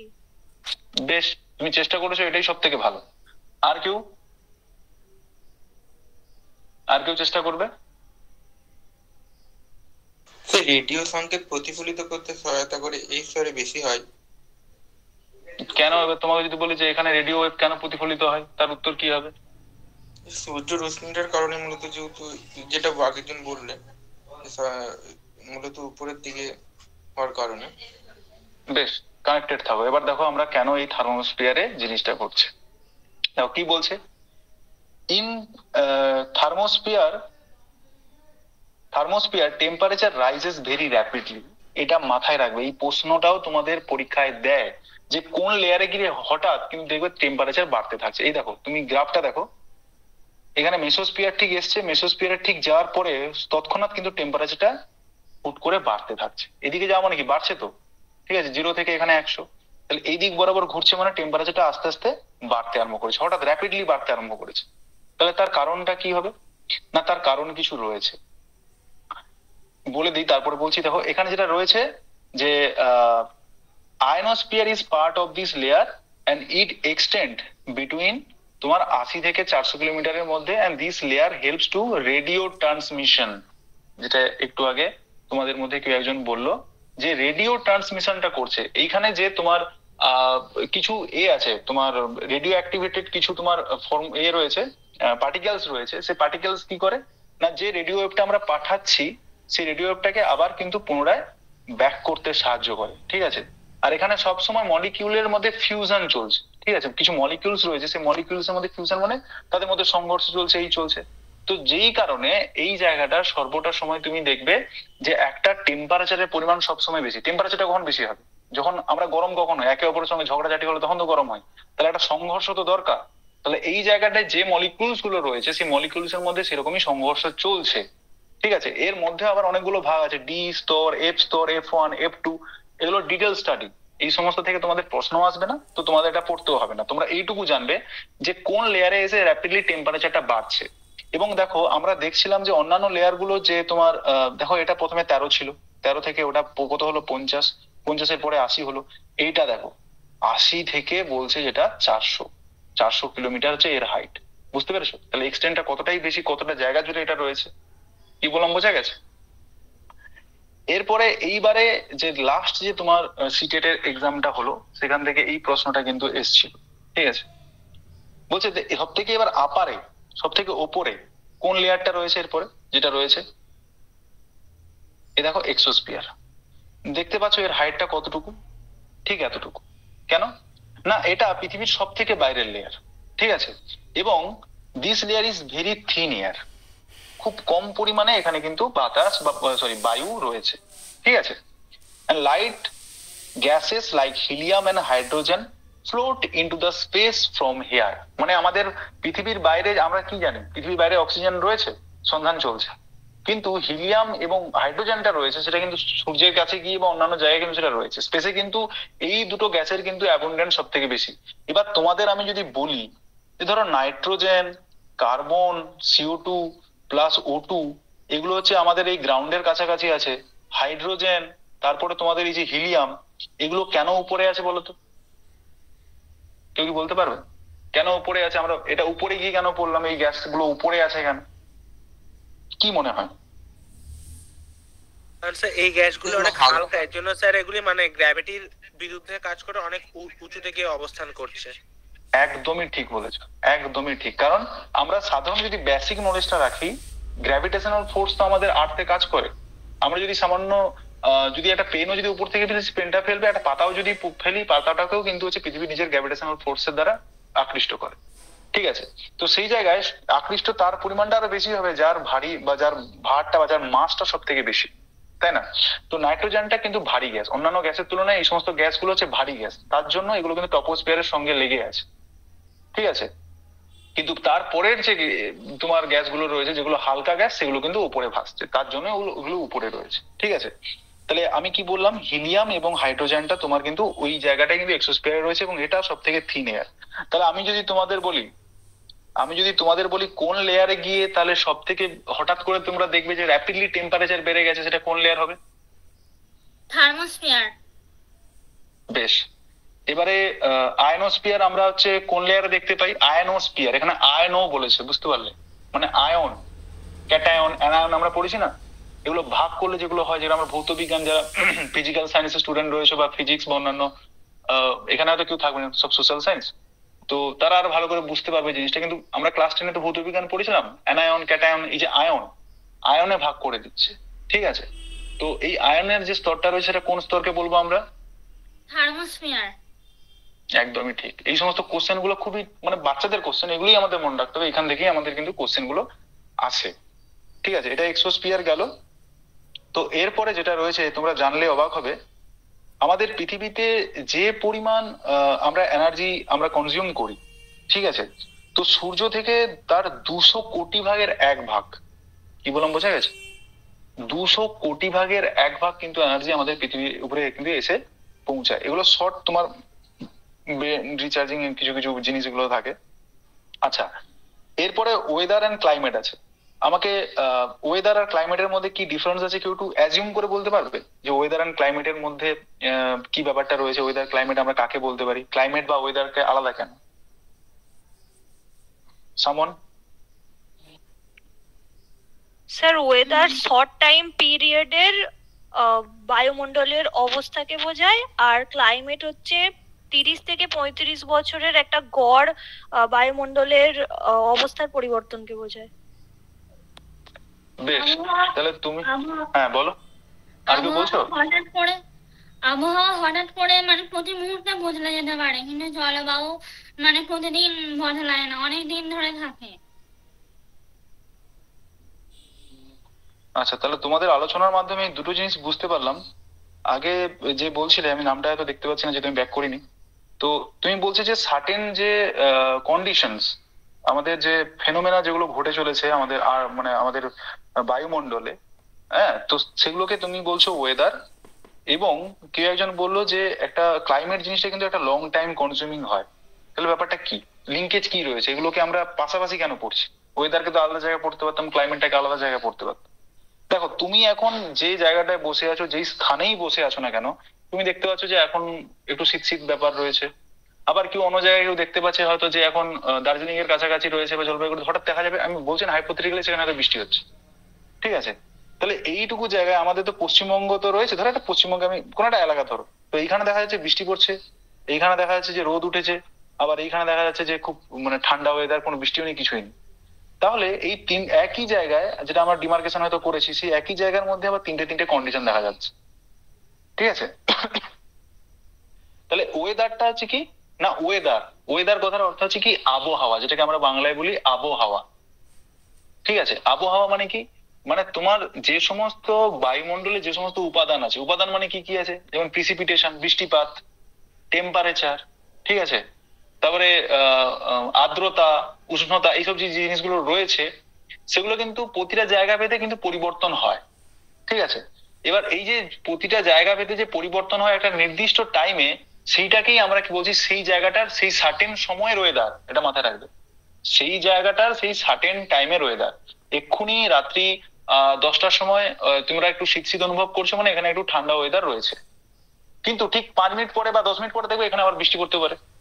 ঠিক আছে, তাহলে তোমাকে এই কারণে বলতে হবে যে ধরো তুমি যে জায়গায় বসে আছো, সেই জায়গার সেই টাইমের কিন্তু নির্দিষ্ট ভাবে ওই যে কন্ডিশনটা তোমরা অনুভব করছো বায়ুমণ্ডলে, সেটাকে আমরা কি বলছি, ওয়েদার। ঠিক আছে, এবার বইয়ের ভাষায় কচকচিয়ে লাভ নেই, যেটা বোঝা সেটা বুঝলেই তোমাদের কিন্তু পরীক্ষায় তোমরা লিখে যেতে পারবে। কিন্তু এই ওয়েদারটা যেটা আজকের দিনে যেটা ওয়েদার, সেটা তার একটা লো টেম্পারেচার আছে, একটা হাই টেম্পারেচার রয়েছে। ঠিক আছে, তার ক্লাউডের কন্ডিশন কেমন আছে সেটা হবে। আচ্ছা ঠিক আছে, তারপরে আমি জানতে পারবো যে এখানে স্যাচুরেশন লেভেল অর্থাৎ আর্দ্রতা কেমন রয়েছে, রিলেটিভ হিউমিডিটি কেমন রয়েছে। এই যে জিনিসগুলো আমরা আলোচনা করছি বা বলছি, সেগুলো কিন্তু আমরা প্রতিদিন নোট করে রাখছি। ঠিক আছে, এইরকম নোট করতে করতে করতে করতে একদম তুমি এই নোট করে যাবে 30 বছর, 30 থেকে 35 বছর। তারপরে যে গড়টা আমরা পাবো, সেই গড় ভিত্তিতে আমরা তাকে বলতে পারি কি, ক্লাইমেট। কি বললাম, বোঝা গেছে? যেমন রাজস্থানের ক্লাইমেট আর আমাদের পশ্চিমবঙ্গের ক্লাইমেট দুটো কিন্তু আলাদা, ঠিক কিনা, না এক বলবে কেউ? তাহলে দুটো কিন্তু আলাদা। রাজস্থানের ক্লাইমেটে কি দেখা যাচ্ছে না, প্রতিদিন এরকম আবহাওয়া যেখানে তাদের রয়েছে, সেখানে দেখা যাচ্ছে দিনের বেলা খুবই গরম, রাতের সরি হ্যাঁ রাতের বেলা খুবই ঠান্ডা, সেই জিনিসটা ঘটছে। তো সেই জায়গায় আমাদের কিন্তু এইরকম এই ওয়েদারটাকেই আমরা কিন্তু যদি আমরা লং টার্মে 30 থেকে 35 বছর ধরে হিসাব করে যে আমরা মেজার্স গুলো পাচ্ছি, প্রিসিপিটেশন কত হলো, উষ্ণতা কত বাড়লো কত কমলো, এই সমস্ত হিসাব করে যখন 30 বছরের একটা গড় কিছু মান আমরা পাবো, তখন তাকে আমরা কি বলবো, তখন তাকে আমরা ক্লাইমেট বলবো। Is it clear or not? বুঝতে পেরেছো? হ্যাঁ স্যার। হ্যাঁ। তো এখান থেকে আর তোমাদের কিছু তেমন আর বোঝার দরকার নেই। এবার ইনসুলেশন ব্যাপারটা আছে, এই জিনিস এইখান থেকেও তোমাদের কিন্তু প্রশ্ন আছে। এবার এই টেম্পারেচার, এখানে দেখো টেম্পারেচারটা তাহলে কি, আমরা যে ওয়েদার যেটা বলছি তাই না, এই ওয়েদারের মধ্যে যে সমস্ত কম্পোনেন্ট মানে উপাদান যেগুলো হয়, যেমন আমরা যখন একটা রান্না করি, এবার রান্না করার সময় আমাদের লঙ্কা লাগে, হলুদ লাগে, বা অন্যান্য কিছু আনাজ লাগে, ফলমূল লাগে, যে রান্না করবে সেই উপাদানগুলো লাগে, সেগুলো দিয়ে ধরো আমরা একটা প্রসেসিং করলাম, একটা রান্না করতে বসলাম। ঠিক আছে, তাহলে সেটা থেকে একটা রান্না তৈরি হলো। তাহলে ওয়েদারটা ভালো, ধরো সেই আউটকাম, কিন্তু সেই আউটকামের যে সমস্ত উপাদানগুলো যেগুলো লাগে না, সেগুলো হচ্ছে এই টেম্পারেচার, এই প্রিসিপিটেশন, এই জিনিসগুলোর মধ্যে কিন্তু টেম্পারেচারের মধ্যে তারা কিন্তু একটা অংশ। কি বলছে, the temperature you feel every is the temperature of the atmosphere, the degree of hottest and coldness of the air is known temperature. তাহলে টেম্পারেচার কাকে বলছে না, degree of hotness and coldness of the air, মানে বাতাসের সব থেকে উষ্ণতাটা এবং সব থেকে ঠান্ডার যে অবস্থাটা আমরা যেটা বাতাসের মধ্যে অনুভব করি, তাকেই আমরা কি বলছি, টেম্পারেচার।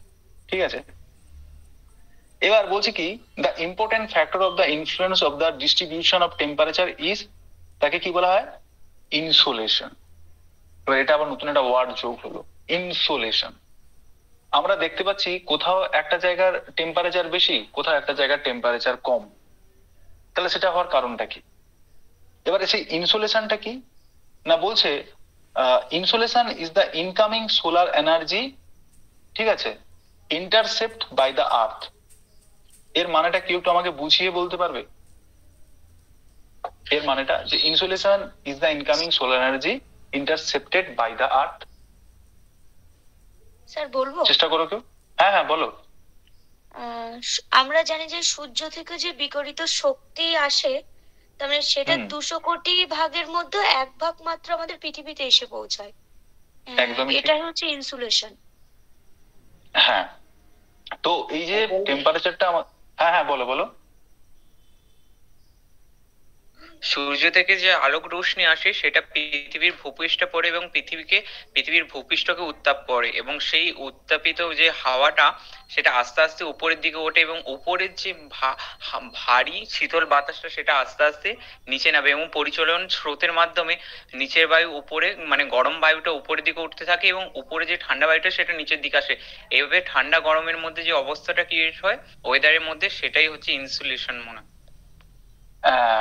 সেই যে কথাটা বললে এটা কিন্তু হ্যাঁ, এটা অনেকাংশে ঠিক।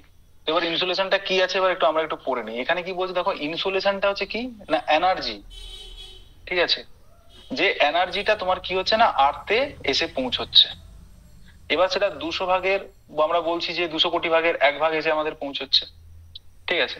এবার এই যে এনার্জিটা এসে পৌঁছলো, এবার এটাকে আমরা কিন্তু যতটা পরিমাণে আমার হচ্ছে পৃথিবী সেই এনার্জিটাকে কন্টেন করতে পারলো, ঠিক আছে, সেটাকেই আমরা কিন্তু ইনসুলেশন বলছি। বললাম বোঝা গেছে? এবার তুমি যেটা বলছো যে গরম হলো তারপরে ঠান্ডা বাতাস নিচে এলো, এই যে প্রসেসটা যেটা চলে, ঠিক আছে, এটা কিন্তু একটা আলাদা নাম আছে। এই যে প্রক্রিয়াটা চলছে সেটাও কিন্তু আলাদা একটা নাম আছে, ঠান্ডা গরম এই যে। হ্যাঁ, কি অ্যালবেডো? অ্যালবেডো না, অ্যালবেডো জিনিসটা একটু আলাদা হবে বলে মনে হচ্ছে না। অ্যালবেডো জিনিসটা কি? অ্যালবেডো জিনিসটা কি বলো, একটু কষ্ট করে বলো অ্যালবেডো জিনিসটা কি? ফিরে যাওয়াটা, যে হ্যাঁ হ্যাঁ বাকি যে 35% ফিরে যায়, এইটাই তো অ্যালবেডো। সেটাই, তা অ্যালবেডো ওটা না। অ্যালবেডো কি বলতো, যে জিনিসটা যে হ্যাঁ কি বলছো বলো। 34%, ওই একজন বললো না 35, ওটা 34 হবে। হ্যাঁ হ্যাঁ 34 হবে। তো এই যে আর্থের যে পরিমাণ আমাদের এনার্জিটা আসছে তার মধ্যে কি হয়, 66% কি হয়, অ্যাবজর্ব করে না ফিরে যায়? ওটা স্যার ফিরে যায়, বলো। ওটা স্যার মহাশূন্যে ফিরে যাচ্ছে। 66%? না স্যার 66% থেকে যায়, 34% ফিরে যাচ্ছে। এই কনসেপ্ট গুলো গুলিয়ে যায়, ঠিক আছে, এগুলো মাথায় রাখতে হবে, ঠিক আছে। তাহলে 66 যদি বাদ দিই 100-র মধ্যে, তাহলে কত পড়ে, তাহলে 34, ঠিক আছে। তো সেটাকে অ্যালবেডো বলছি। এবারে এইখানে তোমরা তার মাঝে মাঝে একটু জিনিস পড়ে নিতে পারো, এগুলো থেকে কোশ্চেন অনেক সময় দেয়। তাহলে আমরা থার্মোমিটারের মাধ্যমে কি করি না টেম্পারেচার মেজার করি, ব্যারোমিটারের মাধ্যমে আমরা কি করি প্রেসার, অ্যাটমসফিয়ারিক প্রেসার মানে চাপ, কতটা চাপ রয়েছে সেই চাপ মেজারমেন্ট করার জন্য আমাদের ব্যারোমিটার ইউজ হয়। তারপরে এই যে রেন গেজ যেটা ইউজ হয় সেটা কিসের জন্য আমরা ইউজ করি না রেনফলের অ্যামাউন্ট, কত অ্যামাউন্ট বাড়ছে। আর এই যে দেখো না আমাদের আলিপুর ওয়েদার স্টেশন যখন কিছু বলে, এই যে একটা সিম্বল এটা দেখায়, সেটা হচ্ছে কি উইন্ড ভ্যান, মানে বাতাসটা কোন দিক থেকে ফ্লো হচ্ছে তার ডাইরেকশনটাকে মেনটেন করার জন্য ওই উইন্ড ভ্যানটা কিন্তু ইউজ করা হয়। তো পরীক্ষার খাতায় এরকম কিন্তু কিছু কিছু ছোটখাটো কোশ্চেন তোমার আসতে পারে। তাহলে কি বলছে, the amount of insolation decrease from the equator towards the pole, এই কথাটা কিন্তু এবার বলেছে। এবার অনেকে বলছিল যে টেম্পারেচার উঠছে নামছে, তাহলে তাকে আমরা কি করে ইনসোলেশনটা বলবো, তুমি নিজে থেকে ভেবে দেখার চেষ্টা করো। আমরা এখানে বলছি যে এই যদি আমার পৃথিবী হয়, এটা যদি পোলার থেকে যদি আমরা এই বলি, আমরা বলছি যত আমরা ইকুয়েটরের দিকে যাচ্ছি আমার ইনসোলেশনের পরিমাণটা ডিক্রিজ হচ্ছে। মানে কি বলছে, যে এনার্জিটা আমার গ্রহণ করার ক্ষমতা সেটা কিন্তু যত আমরা ইকুয়েটরের দিকে যাচ্ছি, ইকুয়েটর থেকে তোমার পোলের দিকে যাচ্ছি, সেটা কিন্তু কমেই যাচ্ছে। তাহলে সে কমে যাওয়ার কারণটা কি কি হতে পারে তোমাদের মনে? সব জায়গায় তো সমানভাবে একবার করার চেষ্টা করতে পারে, কিন্তু আমি বলছি নিরক্ষীয় অঞ্চল থেকে যত উপরের দিকে যাচ্ছে ইনসোলেশনের পরিমাণ কমে যাচ্ছে, মানে এনার্জি কনজিউম করার ক্ষমতা কমে যাচ্ছে। তার কারণটা কি? এনিওয়ান? কারণ ইকুয়েটরের দিকে বলো। কারণ যত মেরুর দিকে যাওয়া যাচ্ছে তো সূর্য সেই দিকে তির্যকভাবে রোশনি ফেলছে, তো তার ফলে সূর্যের যে আলোর রোশনি বা তাপ সেটা ঠিকভাবে যেতে পারছে না, তো সেই জন্য ইনসুলেশনটা ওখানে একটু কম হচ্ছে। আমরা জানি যে আমাদের যদি আর্থ, যদি এটা আমাদের আর্থ ধরি, তার এই যে মাঝে যদি আমরা যেটাকে যদি আমরা 0 ডিগ্রি ধরি মানে নিরক্ষরেখা ধরি, তাহলে আমরা জানি লম্বভাবে কিরণ কোথায় দেয়? নিরক্ষরেখা অঞ্চলের উপর। আর এই জায়গাটায় আমাদের কি হয় না, তির্যক ভাবে আলোটা পড়ে, যেটা বিকেলের দিকে আমাদের ধরো আলোটা যেটা পড়ছে তার তীব্রতা কত থাকতে পারে। ইভেন তারপরেও তুমি দেখতে পাবে পোলার এরিয়ার দিকে কিন্তু বরফের পরিমাণটা বেশি, হ্যাঁ কিনা, সাদা অংশ। তাহলে আমরা যখন তুমি দেখবে, আমরা যখন গরমকাল পরে আমরা কি ট্রাফিক পুলিশরা সাদা পোশাক পরে থাকে, তার কারণটা কি? কারণটা আমরা কি করি না, সাদা পোশাকে কি হয়, বিকিরণের পরিমাণটা মানে রিফ্লেকশনটা বেশি থাকে, ঠিক আছে। তো বরফের যেহেতু এরিয়া তোমার সাদা বা হোয়াইট, তাহলে সে কি করবে, সে টেম্পারেচারটা কি গ্রহণ করবে না সেটাকে রিফ্লেক্ট করবে? রিফ্লেক্ট। তাহলে বুঝতে পেরেছো তাহলে কেন আমার হচ্ছে এই ইনসুলেশনের পরিমাণটা তোমার আস্তে আস্তে টুয়ার্ডস পোলের দিকে যত আমি যাচ্ছি তোর পরিমাণটা কেন কমতে থাকছে, ঠিক আছে। এবারে বলছে the standard unit of measuring the temperature is degree in Celsius. এগুলো আমাদের বাচ্চাবেলা আমরা জানি। ইট was invented by Andrés Celsius, তার নাম অনুসারে কিন্তু এই সেলসিয়াসের নামটা হয়েছে। তার স্কেলটা কি আছে না 0 থেকে 100 ডিগ্রি সেন্টিগ্রেড। এবার তোমাদের যদি আমি প্রশ্ন করি, আমরা যে বলি আমাদের 100-র উপরে জ্বর উঠেছে, তাহলে সেটা কি সেন্টিগ্রেড না সেটা অন্য কোনো স্কেল বলো তো? Sir Fahrenheit. একদমই ঠিক। এখানে কেউ কি এমন কোনো মনে করতে যে এটা সেন্টিগ্রেড ছিল? 98, 90 ডিগ্রি বা 100 আমরা বলে 100, আমাদের 100-র উপরে জ্বর উঠে গেছে, সেটা কিন্তু ফারেনহাইট, ঠিক আছে। ফারেনহাইট এবং সেন্টিগ্রেডের মানুষ তো ফুটতে শুরু করতে জলের মতো। হ্যাঁ, একদমই ঠিক। 100-র উপরে যদি হয় তাহলে মানুষ কি করবে না, ফুটতে আরম্ভ করবে, কারণ আমরা জানি কি 100 ডিগ্রি টেম্পারেচারে জল ফোটে, ঠিক আছে। তো এটাই বলছে যে টেম্পারেচারটা তুমি দেখতে পাচ্ছ, দেয়ারফর কি হচ্ছে, therefore the temperature decrease in the same manner. টেম্পারেচারটা আস্তে আস্তে, যেহেতু আমরা বললাম যে ইকুয়েটর থেকে পোলের দিকে তোমার ইনসোলেশন মানে যে পরিমাণ এনার্জিটা গ্রহণ করার যে ক্ষমতাটা, সেটা কিন্তু আস্তে আস্তে উপরের দিকে যেহেতু তির্যকভাবে কিরণ দিচ্ছে বা বরফের আবৃত জায়গাটার পরিমাণটা বেশি টুয়ার্ডস পোল, তো আস্তে আস্তে আমরা দেখবো কি সেই জায়গাটা টেম্পারেচারের পরিমাণটা আস্তে আস্তে কমছে বা ইনসোলেশনের পরিমাণটা ডিক্রিজ ঘটছে, ঠিক আছে। এবার বলছে, এখানে ধরো বলেছে now do you understand why poles are covered with snow. দেখেছো এখানে হালকা করে এবার স্নোর কথাটা কিন্তু বলেছে, তাদের মধ্যে কিউরিসিটি তৈরি করার চেষ্টা করছে স্টুডেন্টদের মধ্যে, যে এবার তারা কিন্তু এই সম্পর্কে কিছু বলবে। এবার বলছে if the earth temperature rises too high it would become too warm for some crops to grow. কিছু কিছু আমাদের যে চাষাবাদের যে সমস্ত জিনিস হয় সেগুলো কিন্তু গ্রো করতে বাধা প্রদান করতে পারে। Temperature in cities is much higher than villages. কেন না, যেহেতু যানবাহনের পরিমাণটা এখানে বেশি হয়, আর এখানে বিল্ডিং এর পরিমাণ বা যে সমস্ত রোড তৈরি আছে সেই সমস্ত রোডের জায়গায় কিন্তু এইসব জিনিসগুলো ঘটে। আমার মাস্টার ডিগ্রির সময় আমি কিন্তু একটা মেজারমেন্ট করেছিলাম, সেটাকে বলা হয় এলএসটি, ল্যান্ড সারফেস টেম্পারেচার। এটা তোমাদের সাবজেক্টের বাইরে, মানে টপিকের বাইরে, আমি একটু বলে রাখছি। ল্যান্ড সারফেস টেম্পারেচারটা বলতে বোঝায় উপরে যে সমস্ত স্যাটেলাইট গুলো আছে, স্যাটেলাইটের যেভাবে তোমরা ছবি দেখতে পাও, সেই উপর থেকে সেই স্যাটেলাইটের মধ্যে একটা থার্মোস, একটা মানে যে থার্মো যে একটা তোমাদের পৃথিবী যে এমিশন করছে তোমাদের থার্মাল এনার্জিটাকে, সেই থার্মাল এনার্জিটাকে একটা ছবি হিসেবে তারা ক্যাপচার করে রাখে, যেটাকে আমরা থার্মাল ব্যান্ড বলি, ঠিক আছে। তার ভিত্তিতে কিন্তু আমি হলদিয়ার উপরে কাজ করেছিলাম। তো সেই জায়গায় হলদিয়ার যে টোটাল যে ল্যান্ড এরিয়া রয়েছে তার মধ্যে কোন কোন এরিয়াতে বেশি তোমার টেম্পারেচার, সেই সমস্ত জায়গাগুলো কিন্তু আমার এই রিসার্চ পেপারে কিন্তু আমি হচ্ছে আর্টিকেলে মানে ধরেছিলাম যে কোন কোন পয়েন্ট গুলোতে সব থেকে ল্যান্ড সার্ফেস টেম্পারেচারটা বেশি, ঠিক আছে, বাই স্যাটেলাইট ইমেজেস। বুঝতে পারলে? তো এরকম কিন্তু টেকনোলজি এগিয়ে গেছে। এখন তোমরা অনেক, আমি সেদিন কয়েকদিন আগে শিয়ালদাতে গেছিলাম, শিয়ালদাতে তোমরা দেখতে পাবে এখন সেই থার্মাল, তোমরা কম্পিউটারে দেখতে পাবে কার কত টেম্পারেচার রয়েছে, ঠিক আছে। সেই টেম্পারেচার থার্মাল এ লাগিয়েছে, সিসি ক্যামেরা লাগিয়েছে ওইখানে, ঠিক আছে, যদি চাও তোমরা দেখতে পাবে। তো সেই জিনিসটা তোমাদের বলা হচ্ছে যে এখানে গ্রামে যেহেতু কম, তার কারণটা কি এখানে গাছ ফাছ বেশি আছে, তোমাদের কনক্রিট বিল্ডিং ফিল্ডিং নেই। আবার কি বলছে, the crowded high rise building of the cities trap the warm air and thus rises the temperature of the cities. এবার এইখানে একটা জিনিস তোমরা জানতে পারবে, আরবান হিট আইল্যান্ড।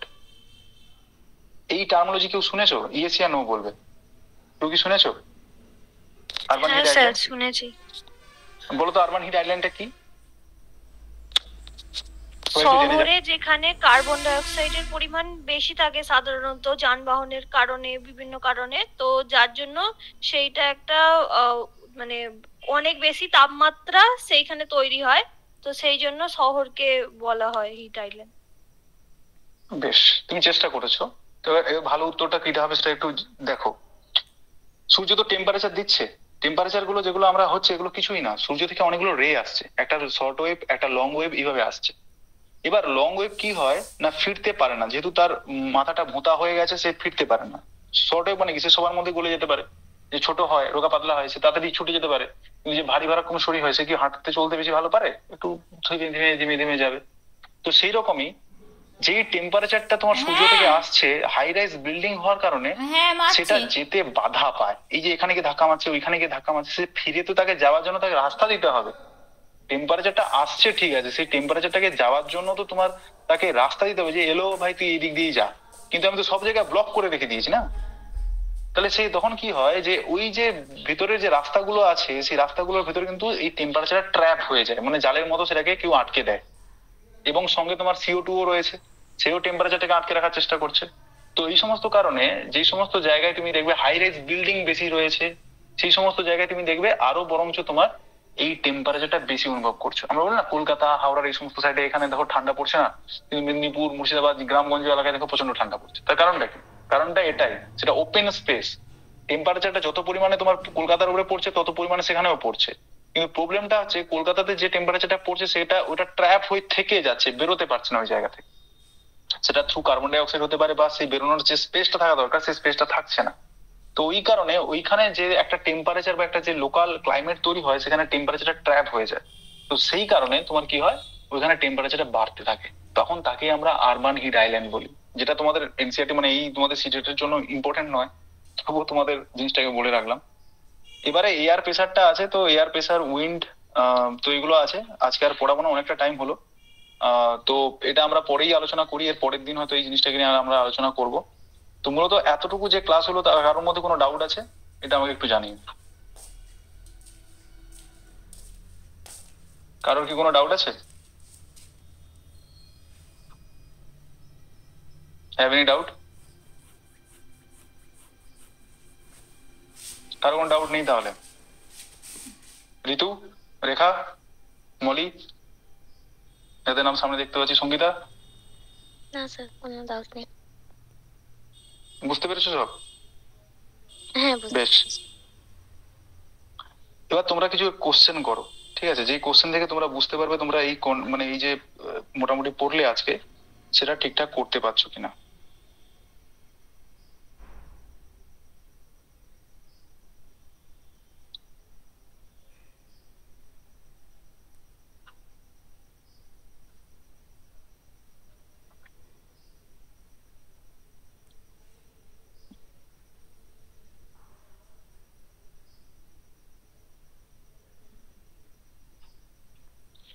ও, এখানে উত্তরগুলো দেওয়াই তো আছে, করে রেখেছিলাম। যাই হোক, ঠিক আছে, কোশ্চেন অ্যান্সার গুলো নেওয়া হলে পরের দিন আমরা একটু আলোচনা করে নেবো। তো এখন মোটামুটি যতটুকু বলেছি সেটা তোমরা একটু ভালো করে মাথায় রাখো। সাম আপ একটু করে দিচ্ছি। তাহলে এয়ারটা হচ্ছে সাম অফ গ্যাসেস, ঠিক আছে, এটা মাথায় রাখো।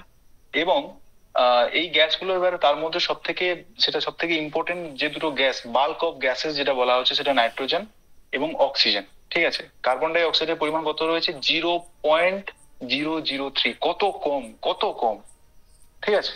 তারপরেও সেই টেম্পারেচারটা সে বাড়িয়ে রাখতে সাহায্য করছে কিভাবে, তোমরা দেখো কত টেম্পারেচার বেড়ে যাচ্ছে এই CO2-র জন্য, ঠিক আছে? তো সেই কারণে আমাদের কি করতে হবে, প্ল্যান্টেশন তো অবশ্যই করতে হবে, সেটা তো আলাদা ব্যাপার। কিন্তু তারপরে আমরা লেয়ারে এলাম, সেই লেয়ারের মধ্যে সব থেকে লোয়েস্ট লেয়ার, যে লেয়ারে ঝড়ঝঞ্ঝার পরিমাণ বেশি হয়, সেটা কোন লেয়ার বলা হচ্ছে? কেউ বলো একজন। ঝড়ঝঞ্ঝা ট্রপোস্ফিয়ার। বেশ, এবার উল্কা যেখানে বার্ন আপ হচ্ছে সেই লেয়ারটার নাম কি? মেসোস্ফিয়ার। ঠিক আছে, বেশ। আয়নোস্ফিয়ার কাকে বলা হচ্ছে? থার্মোস্ফিয়ার। থার্মোস্ফিয়ারকে বলা হচ্ছে। আচ্ছা, এরপর তোমাদের যদি বলা হয় সব থেকে থিনেস্ট লেয়ার, সেটা কোনটা? এক্সোস্ফিয়ার। এক্সোস্ফিয়ার। বেশ, তারপরে যদি বলা হয় যে ওয়েদার কি, মানে সার্টেন ও তোমার হচ্ছে কি বলা হয়, অ্যাটমসফিয়ারিক ক্যালিমিটিস যেগুলো ঘটছে তাকে আমরা কি বলবো? ওয়েদার বলবো না ক্লাইমেট বলবো? Climate. Climate. Sir weather. Thirteen বললাম, ঠিক আছে। আর ক্লাইমেটটা কখন বলবো? যখন 30 থেকে 35 বছরে 30 গড়টা বার করা হবে তখন তাকে আমরা বলবো। আর ইনসুলেশনটা কোনখান থেকে কোন দিকে কমছে বা বাড়ছে? ইনসুলেশন স্যার মেরুর দিকে কমছে, দুই পোলের দিকে নিরক্ষীয়। হ্যাঁ, তাহলে মেরুর দিকে কমছে অর্থাৎ পোলের দিকে কমছে, আমাদের বলতে হবে বাড়া থেকে কমা। তাহলে হচ্ছে আমাদের যে মেরু রেখা যেটা রয়েছে সেই মেরু রেখাতে বাড়ছে, সেই বাড়া থেকে আস্তে আস্তে ইনসুলেশনটা সব থেকে কমছে কোথায়? পোলের দিকে। এই কোশ্চেন গুলো তোমাদের কিন্তু আসতে পারে এই চ্যাপ্টার থেকে, বা ইম্পর্টেন্স যেগুলো রয়েছে তোমাদের সঙ্গে আলোচনা করে দিলাম। পরের এমসিকিউ গুলো করবো, এই চ্যাপ্টারটা শেষ করে আরো ডিটেলস অনেক এমসিকিউ আছে, আমি অন্য একটা এমসিকিউর মানে তোমাদের সামনে এটা নিয়ে চলে এসেছি। তো সে যাই হোক, পরের দিন আমি চেষ্টা করছি যাতে দেখানো যায়, ঠিক আছে। তো মোটামুটি এটা তোমাদের আজকে ক্লাস থাকলো। আর পরে ডিটেলসে তোমাদের সোশ্যাল সায়েন্সের পরবর্তীকালে অর্থাৎ 15 থেকে 16 তারিখে তোমাদের হিস্ট্রির ক্লাস হবে।